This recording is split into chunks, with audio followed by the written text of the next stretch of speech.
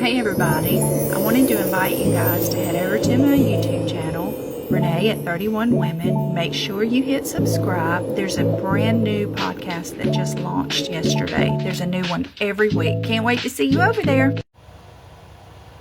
Hey everybody, I'm Renee with 31 Women, and I would like to invite you guys to pay attention.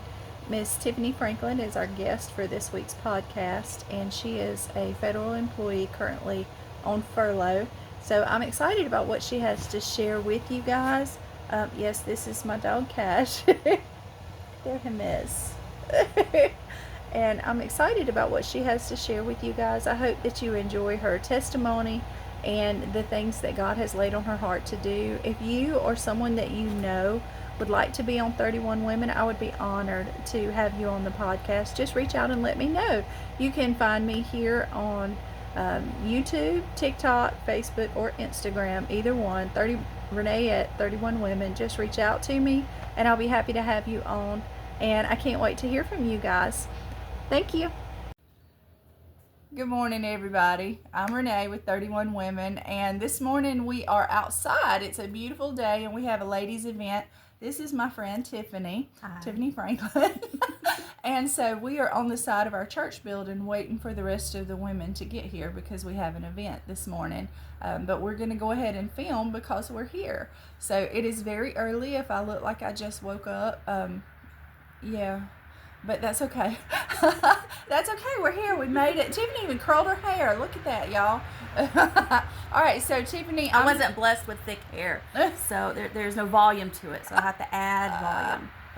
I saw somebody this past week on Instagram that flies all the way to Turkey to get 22-inch hair extensions. 22-inch. I know some good girls around here.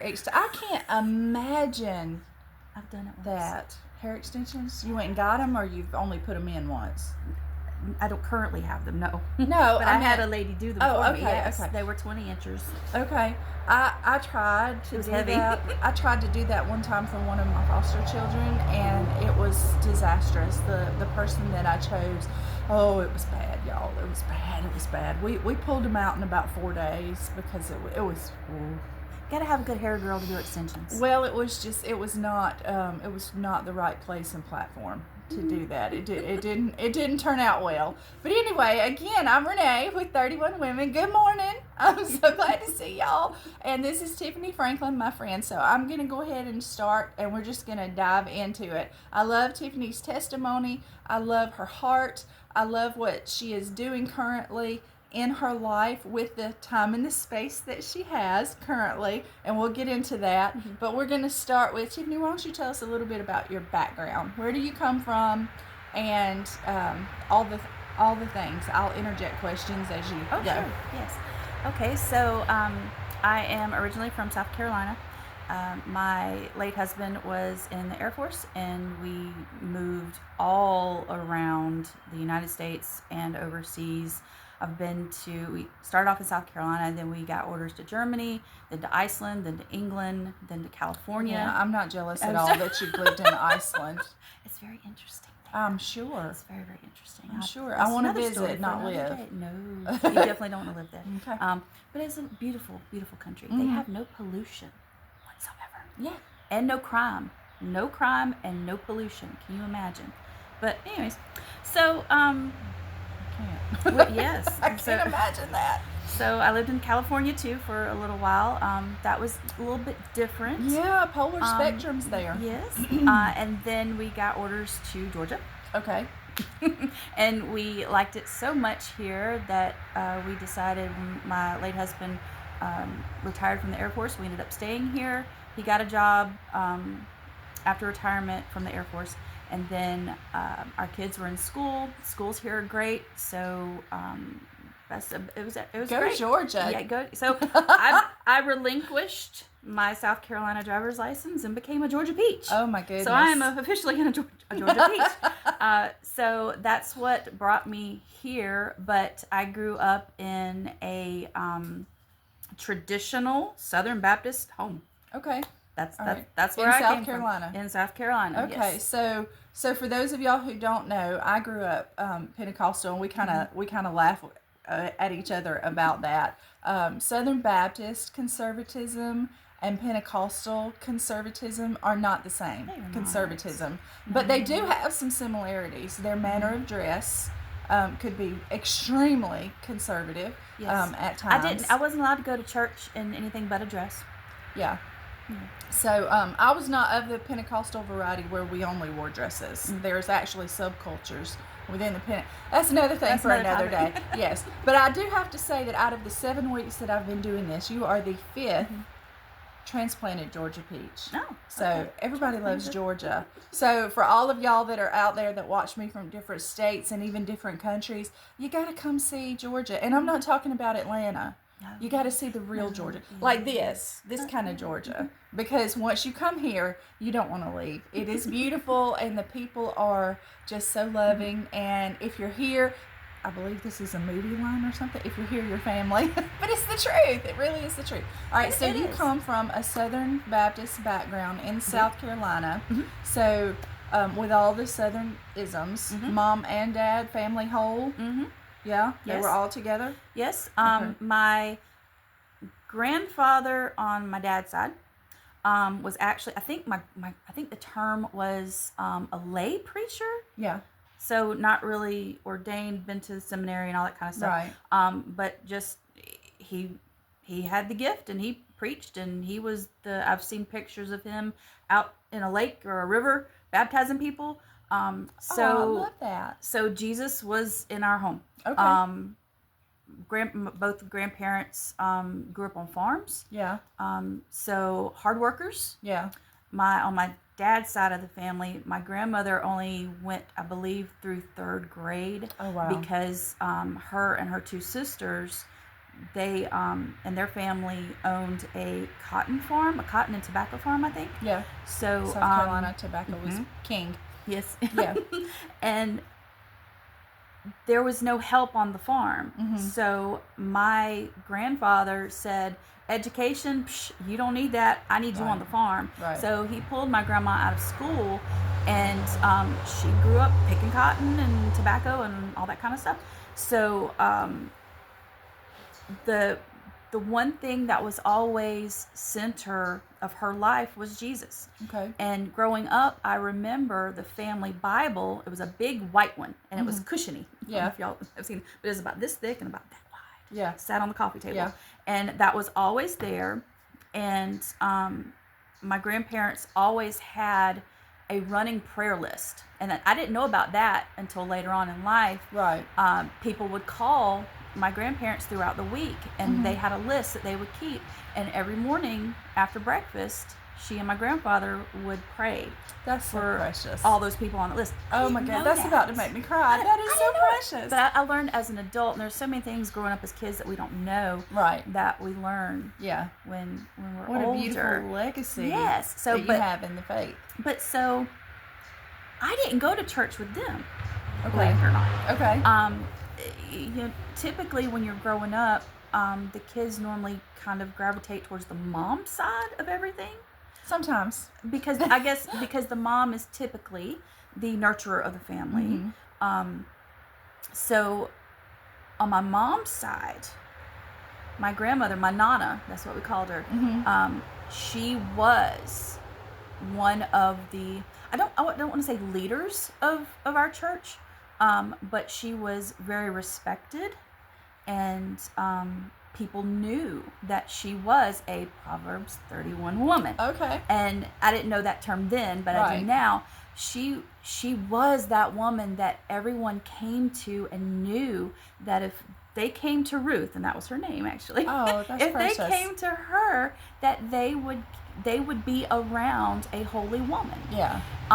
So anytime that my parents didn't go to church for whatever reason, my Nana would say, well, those babies need to come with me. Yeah. So more times than not, I was at church with her. Okay. And I can remember sitting on that pew with her, being little, with my little dress and my frilly little lace white socks and my white patent leather shoes. Yes. Even though I was young and I didn't really understand what was going on, she made sure I was there with her. Right. And I can remember being 4, 5, 6 years old, I'm tired. I'm a child. Who wants to listen to a preacher at that age preach? But she always made sure I was there with her, Right. in that atmosphere. And I can remember laying down on her lap and her rubbing my head while the preacher was preaching and she was reading her Bible. And I actually have her Bible.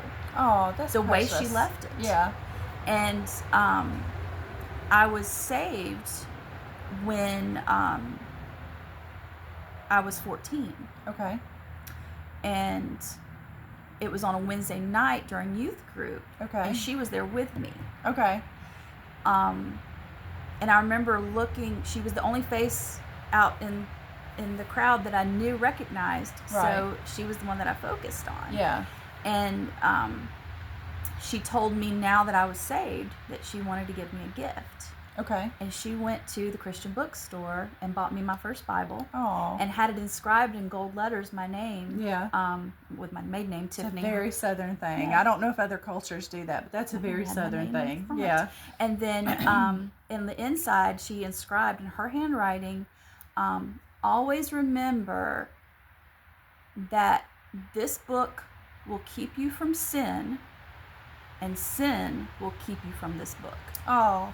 You're going to make me cry this morning. This is just such a precious story. But then, and a lot of times this will happen to young baby Christians, the ones who are just saved, no matter what age you are. If you don't have someone who is supporting you 100% during that initial walk out of the crib, right, then you won't know where to go. You won't know where to be led to, and grow. You'll fall away. Yeah, how to grow. It's not that Jesus ever leaves you. Right. It's just that you don't grow and pursue whatever the Lord has for you. Right. So that was, I think, late spring of the year I turned 14. Okay. And July of that year, she passed away. Oh, wow. So you lost your mentor, your mentor and your support. So you fell away a little bit. I'm not going to say you dove into any kind of sin or anything like that. But when you actually graduated from high school, what happened where did you go? Straight to college. Okay. I was the first person in my family to go to college. Okay. And where did you go? University of South Carolina. Go Gamecocks. I believe Georgia Bulldogs. I believe she's still a fan today, and I'm not going to hold that against her, but let me just say she's in Georgia and considers herself a Georgia peach now, so there is that, and we're going to move right along. Yes, we are.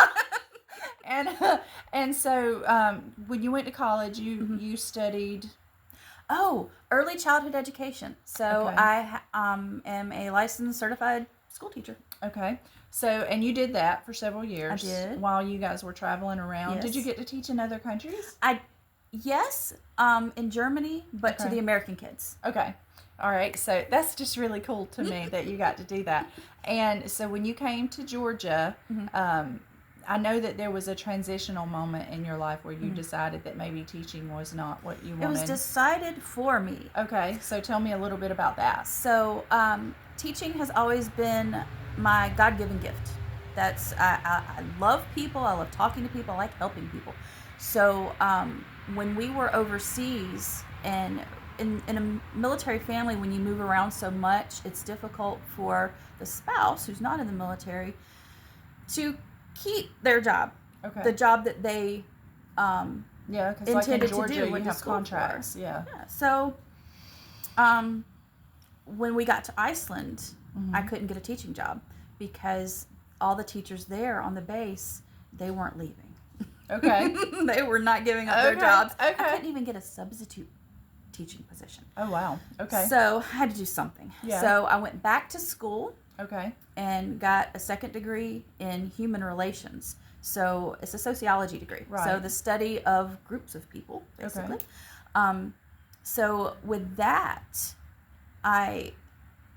degree, I had to do an internship somewhere. So while we were in England, I did an internship on the base. Okay. That allowed me to still be able to teach and help people. Right.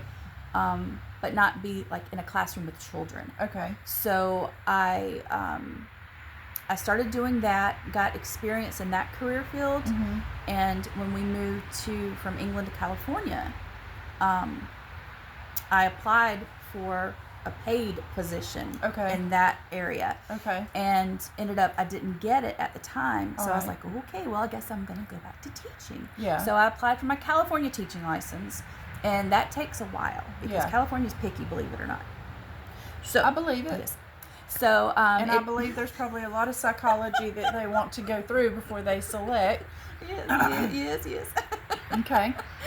So, the day that my California teaching license came in, I got a call from the base offering me that job that I had applied for. Okay.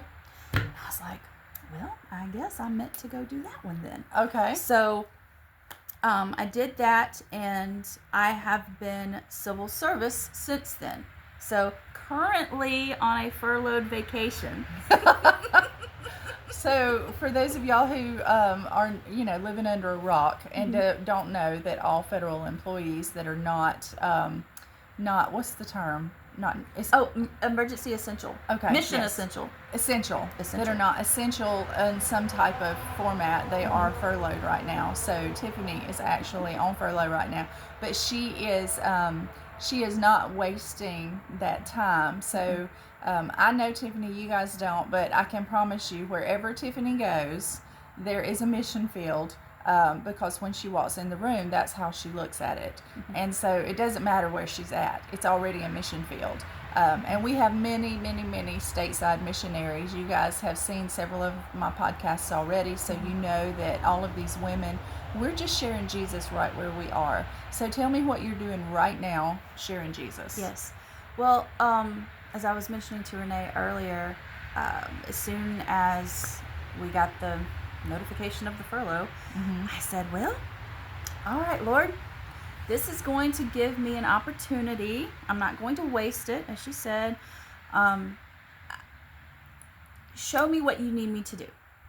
I promise, and I made a promise to God. I said, I'm going to read my Bible more. I'm going to do a little more of a deep study, currently doing a deep study on Revelation. Okay. That's a difficult one. So, but doing that, and I'm going to pray more. I'm going to sounds like develop all of us. my relationship with you more. It sounds like all of us. Because we hear about having a personal relationship with Jesus. Well, what does that actually mean? Yeah. So I'm digging more into that, spending more time not only praying, but being still and listening to what he has to tell me. There's a lot of wisdom in that. We oftentimes pray, but then walk away as soon as we're done. And it's like, well, hold on a second. A prayer isn't just you tell me what you want and walk away. A prayer is a conversation. So you have that conversation, and in a normal conversation, the other person talks back. Right. So I sit there and I wait. Yeah. And wait until I hear whatever the Holy Spirit wants to say to me. Okay. So, and in Southern Baptist culture, I never heard about Holy Spirit. Okay. I knew the term, but it was never spoken about. Right. Never. You knew Jesus and God. That was it. Okay. But then when in January of 22. Okay. I was going to circle back around to that. January of 22, Okay. I had, about a year prior to that, I lost my my husband. And in January of 22, I think we hear about hitting rock bottom, and I think in my world, I hit rock bottom.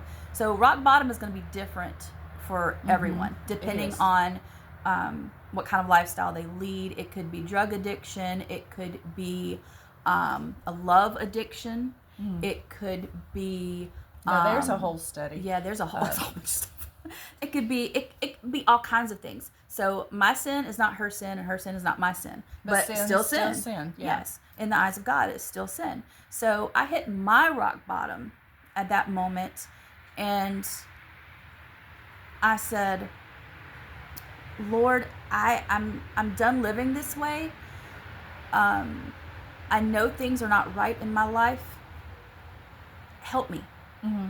I don't know what to do. I know that I've always believed in you. You've never left my heart, but I fell away and didn't realize that I fell away, because we're taught that once you have Jesus, you have Jesus. Mm-hmm. And we do. And I just thought that was it. I didn't know that there was all these other things. I didn't know there was more. Okay. So I sat there in my home office one late night. My daughter was in bed. It was just me. And for an hour and a half, I sat on my floor in my home office crying to God, saying, I don't know what to do. Help me. Show me what you need from me. Right. What can I do to be better, to live better? And whatever you tell me, I promise I will do. Okay. I will dedicate my life to doing whatever it is that you tell me to do. And he said, all right, hold on. And so You he said. started. Yes, sir. You opened that door. Yes, I did. If you say that you're willing, if you make a promise to God, he's going to hold you to it. Yes, he is. So for the next hour and a half, he kept bringing people's faces to my mind and said, you need to forgive them. Okay. What? I didn't know I was holding anything against them. First of Yeah. all, he said, no, you have unforgiveness in your heart. That is what is holding on to the anger in your life. I was like, I'm angry? I didn't know I was angry. So he said, yep, you are. So in order for you to heal, and in order for me to heal you, you need to forgive. Okay. Forgive. Yeah. And he told me, he said, as you forgive these people I'm showing you out loud, I need you to speak why you are forgiving them. And that was difficult. I know it was. So it was all kinds of people, Yeah. family members, friends, co-worker, all kinds of people. And like I said, this went on for about an hour and a half. Yeah. And then I said, okay, Lord, is there anybody else? And he said, you. I said, who? What? Me? What am I forgiving myself for? Right, He said, you need to forgive yourself, because in every relationship, family, friends, kids, whoever, is always two-sided. They may have done something that you need to forgive them for, but you need to also forgive yourself, because you had a role in that as well. Oh, wow. So I had to own it. Love it when God gives us those. Own your mistakes. And he does do that. Yes, he does. He slaps my hand just about every single day. And I ask him to. Yeah. I ask him to. Part of my prayer every single morning when I wake up is, you have to, I think, No, keep going. I think it said it will stop until you answer it. Yep, it did. It paused it. There we go. Good. Okay, let me go back. So part of my prayer every single morning when before I get out of bed is, show me what is within me that is not of you. Right. Because I don't want to have any unforgiveness in my heart. I don't want to have any anger in my heart. I don't want to have any judgment in my heart. I don't want anything that is not of him that will keep me out of his glory in my heart going throughout the day. I think there's something to be said right there, just really quick. We first of all have to want that. And Yes. you got to a point where, and I said this before, it was a crucible of your faith. It was a do or die moment for you in your faith. And so you either had to move forward or basically just kind of walk away, because there wasn't anywhere else to go. You just were so, like you said, you had hit rock bottom. There was nowhere else to go. It was either move forward with him or not. And so it was a crucible of your faith, but it takes a lot of desire to walk with God, to ask those types of questions and to walk through those processes. Those processes are not easy, y'all, and they're not fun. And I'm not going to lie to anybody and say that they are, because that would be a lie. But they are necessary for us to grow in our faith and to get from infancy to an actual conversational walking relationship with our Savior. It's necessary for every single one of us. So I'm proud of you for doing that. Because it doesn't take, it's not easy. And you have to, your heart has to be right at the point where you're ready. And God knows that. He knows that about every single one of us. Rock bottom, He will bring you to where you are. And so let me encourage you, if you're going through something today, I promise you, God will take even that and use it for His purpose, for His glory, but for your good. Every single time. He wastes nothing. Tiffany is skimming over the ugly, dirty details of it, which is fine. She can do that, and I appreciate that. But when you go through one of those moments in your faith, it's because God has something that He has for you to do. So if you've been through one of those, or you're in one of those right now, trust and believe the Lord knows what He's doing, and He has you in the palm of His hand. And so now today, you're on furlough, and you're doing what God has laid on your heart to do. And what is that? So, after I said, okay, well, send me, do whatever you need me to do, because I'm going to do whatever, I'm going to focus on you while I am not at work, because work is a distraction from Him. So, my husband said, well, honey, the ladies at church, they do this walking with Jesus thing, during the week. Now you have time, you can go. Yeah. I was like, oh yeah, you're right. So, I knew that they met on Tuesday and Thursday mornings at 10 o'clock at the Forsyth Park, and they met to do prayer, devotional, and then they walk with each other and they discuss Jesus and things He's doing in their lives, and they worship and those things, and get healthy together. Right. I was like, yes, I used to be in the it's gym. Like an all-point every support single day. group. I don't get to go because I'm actually She's not furloughed. Yeah, I'm not furloughed. She's not furloughed. So, why do I feel like that was a dig? No, I'm just playing. Spend time with God, get paid. I don't know. I get to work from home for the most part because I have a hybrid schedule, so I'm not upset about that. I miss the fellowship and the support, but I pray for y'all while y'all are doing it. Anyway, so I got up bright and early Tuesday morning of this week actually, and I got ready. I got on my running shoes. I got my sweatshirt on. I was ready. I took my water with me, and I get to the park, and I'm looking around going, where does everybody meet? I don't see anybody that I know. I'm like, I see people, but just nobody I knew. Right. And so I was like, okay, well, this looks like the area that I've seen in pictures, so I'll park here. And I just sat and I waited. Nobody came. Oh, no. Nobody came. Oh, no. I was like, but that's okay. Yeah. That's all right. I can worship God myself. Yeah. So I got out, put on my headphones, had my worship music. But I wasn't by myself. I know you're not. But I wasn't by myself. That's the thing. So whenever you are still and you quiet your own physical mind, God will speak to you. That's true. God speaks. He will. So I get out on the walking trail at Forsyth Park, and the sun is shining, and I have my worship music. Actually, I wasn't listening to worship music. I was listening to Pastor Perry Stone and then Rabbi Kurt Landry. So two of my favorites. So I was listening to them, and as I'm listening to them, the Holy Spirit starts speaking to me. And He says, this is what I need you to do. I'm like, okay. He said, you already have this platform of walking with Jesus because the ladies at church has already established this. So I want you to take it a step further. And I was like, I'm listening. No pun or double intended. Take it a step further. Yes. Yes.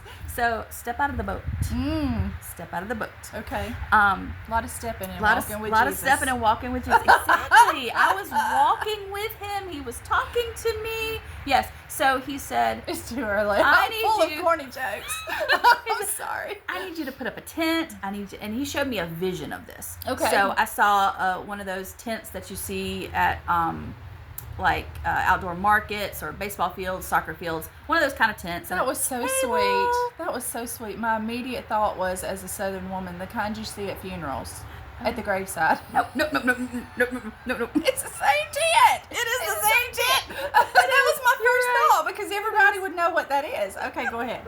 But yes, at farmers markets and things like that. Yeah, well, festivals. I saw the farmers market yesterday. Okay. So that's what in my mind. So All right. a tent, a table, have signs that say "Walking with Jesus." And to start, and I'm thinking I'm a very organized person, so I was thinking at the start I can play worship music that will invite everybody in. It'll be less intimidating, and people will hear the music and want to gather around and know what we're doing. And then after the worship music, then we can do a devotional, and then pray. Okay. And then I will encourage everyone to walk, and during their walk, they can do it silently by themselves and talk to God on their own. They can partner up with someone and walk and have a deep conversation about what God's done in their lives, whatever.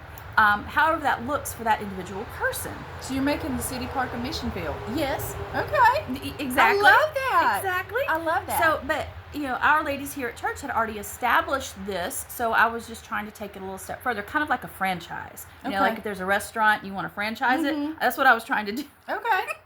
So I'm like, oh, okay, and sometimes your own thoughts will get in the way. So I said, okay, Lord, if this is you giving me this vision and not just my own head, I need to be hit over the head, please. Please continue to speak to me and make it known, make it well known.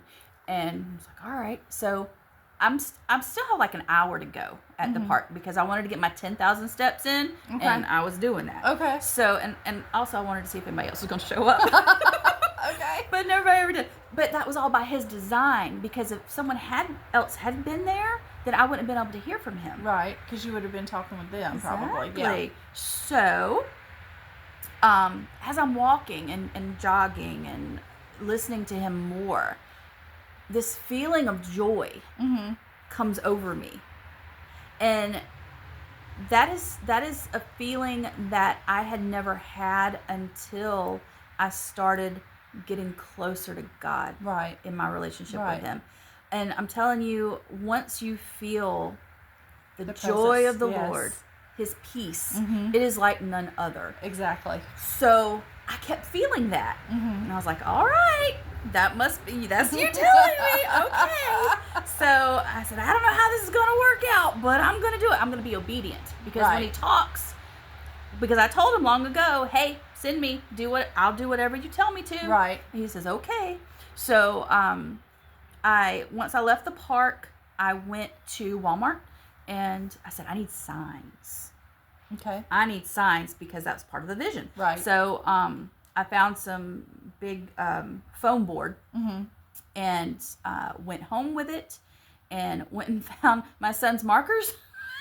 And I sat at the table. I had the whole table covered, and I was walking with Jesus on these signs. Right. And I did it in God's rainbow, in God's rainbow colors, and put that on there. And I was like, how am I going to stick these in the ground? It's very catchy. Because I've seen them. It's very catchy. Yes. And I was like, I don't have any wire. But my husband has wire coat hangers. So I went to his closet and I said, hey, honey. Why go buy the stakes, that actually go in the ground? This is such a Southern euphemism. Find anything. Such a Southern euphemism. Why go buy the stakes from the hardware store that actually go in the bottom of it when your husband has coat hangers? Right. I grew up in a traditional Southern redneck family. We know how to do things. We make it work. We know how to do things. Look. So I got those wire cutters, and I got them duct taped onto the back. Duct tape, zip ties. Duct tape, zip electrical ties, tape, zip ties, yes, all of but those course, things. We know these things. We're never going to tell my husband, because he's not going to watch all of this. But before, when I was younger, you've met my friend Christy. Her radiator hose had a leak in it a long time ago, and I was also Southern, also come from a redneck family, truck drivers and electricians and things like that. So I asked her, do you have any electrical or duct tape? And we taped up that radiator hose. We made it home.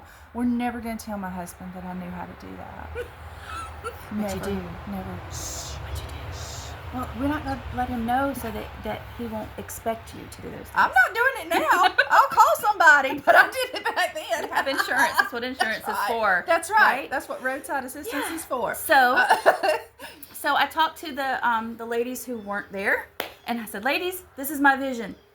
You can help me with it if you want. I'm not forcing anybody to do it because this is the vision I received. I don't expect any of y'all to do it. But if you want to be there to support, I'm happy to have you. So the next morning, I had my signs. I didn't have a tent or a table because I'm still working on that. Okay. So I'm trying not to spend money because I'm on furlough. Yes. Yes. So, so I had the signs. So we put the signs in the ground, had my music playing, and two of those sweet ladies from church showed up, and we fellowshiped together. We listened to music. I had a devotional ready, had my Bible, and we read and we discussed. And right as I was getting ready to start reading from the Bible, this lady gets out of her car, and she looks at us. She sees the signs, and she looks at us and she says, "Yay, ladies!" And I said, "Hi, come on." I said, "Are you walking today?" She says, "Yep, I just did yoga, and I got to do my walk now." I said, "Oh, come here first, but I got to walk." I said, "We're walking too. Come here first. We're just a couple of minutes." She says, "Okay." And she comes over, and I explained to her what we're doing, and she says, "Oh, that's wonderful." And she says, "I love this idea." And so we read the devotional again, and we held hands and we prayed for each other. Oh, I love that. You're gonna make me cry again. And it was great. I love that. And it was the vision coming true, right? Coming to pass. And so then we all walked, and some of us walked silently by ourselves, and some of us paired up with someone else. And then as we were walking, we used that opportunity to talk to other people who were walking. Okay. So this is a great. brand new baby mission right here in our little Middle Georgia area. Yes. We're in a rural area, for those of y'all who I haven't told that, and you can't tell by my manner of speech that we are in a rural area. But the mission field is everywhere and anywhere that you are as a child of God, as a woman of God. So wherever you're at and whatever you're doing, there is something that God has for you to do if you will be bold enough. Enough to ask Him. And for those of you all who are out there who are doing things from day to day, Tiffany, thank you so much for sharing that with me. And I cannot wait to hear where it goes a year from now. So I tell everybody when they're on the show, I can't wait to have you back on a year from now, and let's see what the Lord has done. No pressure. So that's part of a testimony and accountability. It's an accountability factor, but it is for me too, because that means I have to keep going too. So we're all supporting and encouraging one another in this journey of faith. So I just want to encourage y'all. I know that the women of my church, I know Tiffany prays for me. I know the women of my church pray for me as I'm obeying God. This is a walk of obedience for me in 31 women that I'm doing this. So I want to encourage you wherever you are right now, be bold enough. We don't have a problem as women being bold. None of us do. It's just in what area are we choosing to be bold. So wherever you are and whatever you're doing, I challenge you to get on your face before God and ask Him, Lord, what is it that you would have me to do? Because I promise you, He will show you. And it may start with needing to forgive others or forgiving ourselves. I find that to be the most difficult. Forgiving myself is the hardest thing, because I have a higher expectation of myself because I know better. But it still doesn't mean that I don't fail and fall short and have to forgive myself for that after I've repented from whatever it is that I've done. So, and sometimes they do catch me unawares, but sometimes, being honest, we all do this. Our temper or whatever gets away with us, and we choose to do something that we know is displeasing in His sight. But His love never fails, and His mercy is always brand new every morning, and He loves you with an everlasting love. If nobody's ever told you that, please let us tell you. He loves you. He has a requirement for your life that He wants to see accomplished for His glory, but it's always for your good. So until next time on 31 Women, we are so glad you joined with us. Thank you, Tiffany, for coming on. Can't wait to hear what happens. Something? Yes, go ahead, add it. Go ahead. So I mentioned that Walking with Jesus was, I was going to franchise it. Okay. I am going to expand the mission field a little Okay. bit.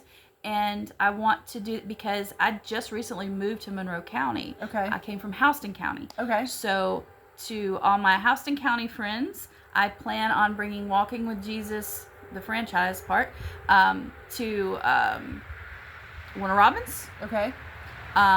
Fort Valley, Okay. and Peach County, Okay. and maybe I love Macon. that. I love that. So if you see these rainbow-colored Walking with Jesus signs, and you see me with my hair up in a ponytail and my running shoes on, that's me. Please come over, say hello, and Love we that. will talk. If you don't know Jesus, perfectly fine. That's the intent of this group, is to let everyone know about Jesus and why he's so important and why he loves us and why we love him. Amen. Well, until next time, this is 31 Women. And if you want to be on the podcast, or you know someone that you feel like would be a fantastic guest, please reach out to me. You can reach me through the Messenger app on Facebook, Instagram, TikTok, or even here on YouTube. Just put a comment down below. Hey, let me know, and we will do that. Here comes the train. So we gotta go. Until next time, this is 31 Women.